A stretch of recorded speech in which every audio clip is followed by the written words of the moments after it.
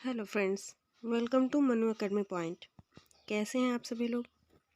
तो चलिए, आज हम लोग का दूसरा टॉपिक है, दूसरा चैप्टर है सामाजिक विज्ञान में।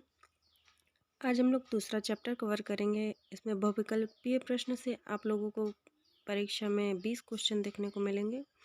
तो 20 क्वेश्चन में आप लोग तैयार कर रहे हैं सामाजिक अध्ययन। ठीक है, तो चलिए स्टार्ट करते हैं। पहला क्वेश्चन है आप लोगों का,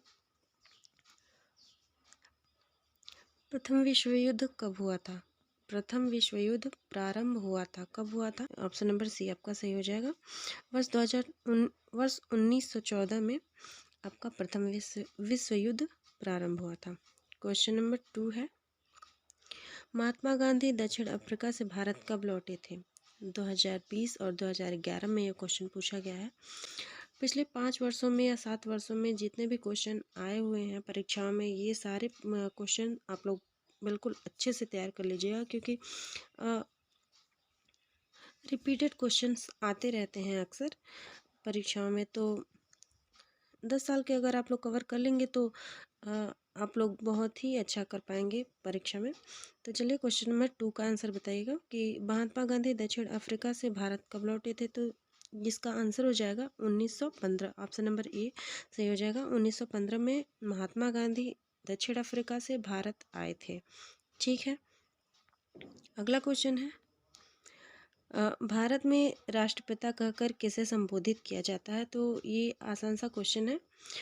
भारत में राष्ट्रपिता कहकर किसे संबोधित किया जाता है। तो महात्मा गांधी को, ऑप्शन नंबर ए सही है आपका। महात्मा गांधी जी को राष्ट्रपिता के नाम से भी जाना जाता है, राष्ट्रपिता भी कहा जाता है। अगला क्वेश्चन देखिएगा, अगला क्वेश्चन है, क्वेश्चन नंबर 4 है, भारत वापस आने पर गांधी जी ने पहला सत्याग्रह कहाँ किया था। भारत में आने के बाद महात्मा गांधी जी ने जब सत्याग्रह किया था तो वो कहाँ पे किया था, चंपारण में किया था। ऑप्शन नंबर ए भी इसका भी आपका सही हो जाएगा। चंपारण सत्याग्रह किया था सबसे पहले जब भारत में आए थे गांधी जी। ये क्वेश्चन 2020 में पूछा गया है, इसलिए ये भी इम्पोर्टेंट है, याद कर लीजिएगा आप लोग। ठीक है, अगला क्वेश्चन देखते हैं। अगला क्वेश्चन है, चंपारण सत्याग्रह में महत्वपूर्ण भूमिका किसने निभाई थी। चंपारण सत्याग्रह में सबसे महत्वपूर्ण भूमिका जिसकी थी, तो जिन्होंने यह सत्याग्रह चलाया था उसी की सबसे महत्वपूर्ण भूमिका होगी। तो ऑप्शन है आपका option number C, Mahatma Gandhi ji. इन्होंने सबसे महत्वपूर्ण भूमिका निभाई थी, महात्मा गांधी जी ने चंपारण सत्याग्रह में। ठीक है, अगला क्वेश्चन देखते हैं, खेड़ा किसान आंदोलन किसने चलाया था। तो यह आंदोलन, सभी आंदोलनों को आप लोग एक बार रिवाइज कर लीजिएगा। सारे इस टॉपिक से लगभग 2 या 3 क्वेश्चंस बनेंगे, क्योंकि बहुत ही इंपॉर्टेंट टॉपिक हो जाता है ये। खेड़ा किसान आंदोलन किसने चलाया था। तो ये भी महात्मा गांधी ने चलाया था, महात्मा गांधी के द्वारा ये आंदोलन भी चलाया गया था। अगला क्वेश्चन देखिएगा, क्वेश्चन नंबर 7 है, असहयोग आंदोलन का मुख्य कारण क्या था। असहयोग आंदोलन का मुख्य कारण क्या था। तो Rowlatt act, option number A सही हो जाएगा आपका। ठीक है, अगला क्वेश्चन देखिएगा, जलियांवाला बाग हत्याकांड किस वर्ष में हुआ था। तो जलियांवाला बाग हत्याकांड वर्ष 1919 में हुआ था। वर्ष 1919 में जलियांवाला बाग हत्याकांड हुआ था। ठीक है, अगला क्वेश्चन देखिएगा, क्वेश्चन नंबर 9 हो जाएगा आपका, नाइटहुड की उपाधि किसने वापस कर दी थी। नाइटहुड की उपाधि किसने वापस कर दी थी अंग्रेजों को। तो रविन्द्रनाथ टैगोर जी ने नाइटहुड की उपाधि अंग्रेज़ों ने दी थी उनको, तो उन्होंने ये उपाधि अंग्रेज़ों को वापस कर दी थी। ठीक है, अगला क्वेश्चन देखिएगा, भारत में खिलाफत आंदोलन कब और किस देश के शासक के समर्थन में शुरू हुआ था। ध्यान से देखिएगा, भारत में खिलाफत आंदोलन कब और किस देश के शासन के समर्थन में शुरू हुआ था। तो ये हुआ था वर्ष 1920 में, तुर्की के शासन के समर्थन के में शुरू हुआ था ये। ठीक है, ऑप्शन नंबर ए सही हो जाएगा। अगला क्वेश्चन है, क्वेश्चन नंबर 11 है, कांग्रेस द्वारा असहयोग आंदोलन कब अपनाया गया था। ठीक है, कांग्रेस द्वारा असहयोग आंदोलन कब अपनाया गया था। तो ऑप्शन नंबर बी आपका सही हो जाएगा, नागपुर में दिसंबर 1920 में। ठीक है, नागपुर में दिसंबर 1920 में, ऑप्शन नंबर बी सही है, कांग्रेस द्वारा असहयोग आंदोलन चला गया था। ठीक है, अगला क्वेश्चन है, क्वेश्चन नंबर 12 है, दिसंबर 1920 में कांग्रेस का अधिवेशन कहाँ हुआ था। क्वेश्चन है आपका, दिसंबर 1920 में कांग्रेस का अधिवेशन कहाँ हुआ था, तो नागपुर में हुआ था। ऑप्शन नंबर डी सही है। असहयोग आंदोलन का नेतृत्व किसने किया था, तो असहयोग आंदोलन का नेतृत्व, ये क्वेश्चन दोबारा पूछा गया है, 2014 में आया था ये क्वेश्चन, इसीलिए ये दोबारा सीरीज में दिया हुआ है।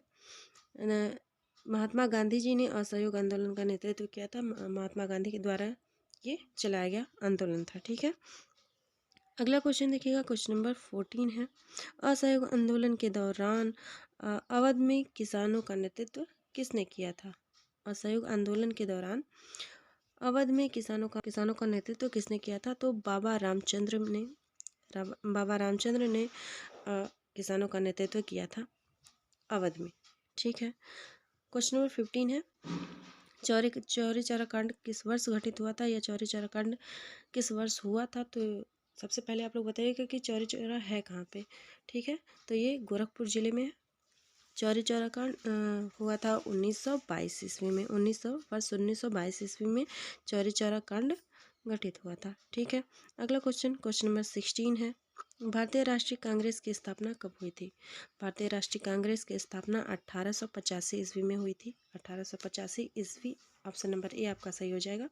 अगला क्वेश्चन है, साइमन कमीशन का बहिष्कार किया गया था, क्योंकि साइमन कमीशन का बहिष्कार क्यों किया गया था, तो इसके बहुत सारे कारण थे। सबसे मुख्य कारण था, आयोग में कोई भारतीय सदस्य नहीं था। अगला क्वेश्चन, साइमन कमीशन भारत कब आया था, तो साइमन कमीशन भारत आया था 1928 में। वर्ष 1928 में भारत में साइमन कमीशन आया था। ठीक है, साइमन कमीशन का विरोध करते हुए निम्नलिखित में से कौन पुलिस की लाठियों के प्रहार से शहीद हुए थे, तो ऑप्शन नंबर बी आपका सही हो जाएगा, लाला लाजपत राय। लाला लाजपत राय को साइमन कमीशन का विरोध करते समय लाठियों का सामना करना पड़ा। अंग्रेजों ने लाठी चार्ज की और उनको बहुत ही चोट पहुंची सर में, जिसके वजह से उनकी मृत्यु हो गई। तो लाला लाजपत राय की मृत्यु हो गई थी लाठियों के प्रहार से। ठीक है, क्वेश्चन नंबर 20 है आपका, भारतीय राष्ट्रीय कांग्रेस को पूर्ण स्वराज प्राप्त करने का लक्ष्य कब घोषित किया। भारतीय राष्ट्रीय कांग्रेस ने पूर्ण स्वराज्य प्राप्त करने का लक्ष्य कब घोषित किया था, तो वर्ष 1929 में। ऑप्शन नंबर बी आपका सही है, वर्ष 1929 में भारतीय राष्ट्रीय कांग्रेस ने पूर्ण स्वराज की मांग की थी। ठीक है, प्रश्न नंबर 21 है आपका, गांधी इरविन समझौता निम्नलिखित में से भारत के किस आंदोलन से संबंधित है। गांधी इरविन समझौता आपका सविनय अवज्ञा आंदोलन से संबंधित है। ऑप्शन नंबर बी आपका सही है। क्वेश्चन नंबर 22 का देखिएगा, क्वेश्चन नंबर 22, सविनय अवज्ञा आंदोलन 1930 का मुख्य कारण क्या था। सविनय अवज्ञा आंदोलन 1930 का मुख्य कारण था, ऑप्शन नंबर ए आपका सही है, नमक पर ब्रिटिश एकाधिकार के खिलाफ में विरोध।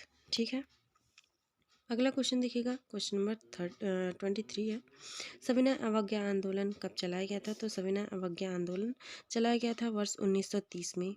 ऑप्शन नंबर डी आपका सही है, वर्ष 1930 में। 2020 में ये क्वेश्चन आया हुआ है, तो इसको इम्पॉर्टेंट कर लीजिएगा, IMP इम्पॉर्टेंट कर लीजिएगा आप लोग इसको, ये बहुत ही इंपॉर्टेंट क्वेश्चन है, 2020 में पूछा गया है। जो 2-3 साल में आए हुए क्वेश्चन रहते हैं वो ज़रूर 1-2 क्वेश्चन या 4 क्वेश्चन वही हूबहू वही क्वेश्चन आ जाते हैं, तो इसलिए आप लोग पिछले वर्ष में आए हुए क्वेश्चनों को बहुत ही ध्यान से पढ़ेंगे। ठीक है, अगला क्वेश्चन देखिएगा, गांधी जी ने नमक कानून का उल्लंघन किया, कहाँ पे किया था, या क्वेश्चन आपका अथवा करके पूछ दिया जा सकता है कि गांधी जी ने नमक सत्याग्रह कहाँ प्रारंभ किया। ठीक, ऑप्शन नंबर बी आपका सही हो जाएगा, दांडी में। ठीक है, अगला क्वेश्चन है, गांधी जी ने दांडी यात्रा की थी, गांधी जी ने दांडी यात्रा कहाँ से कहाँ तक की थी, और कब की थी, और किस लिए की थी, ये सारे क्वेश्चन आपको दिखाई देंगे पेपर में। ठीक है, तो ये भी क्वेश्चन आया हुआ है आपका 2011 में आया हुआ है, नमक कानून तोड़ने के लिए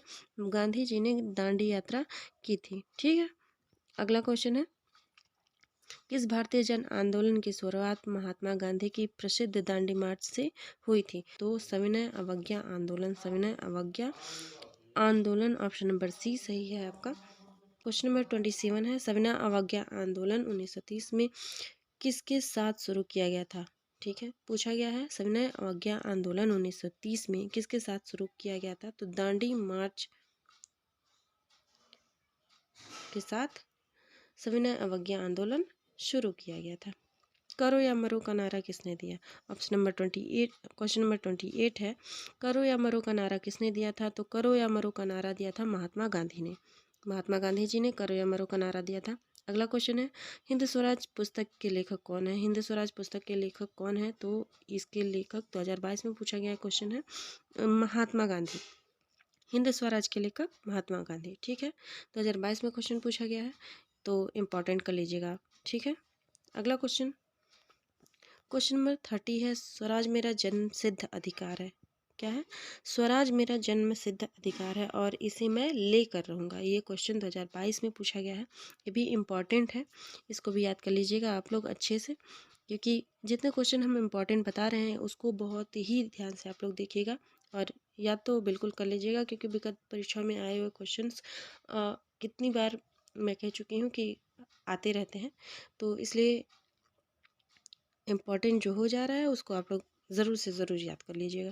स्वराज मेरा जन्मसिद्ध अधिकार है और इसे मैं लेकर रहूँगा, यह कथन किसका है? तो यह बाल गंगाधर तिलक जी का कथन है।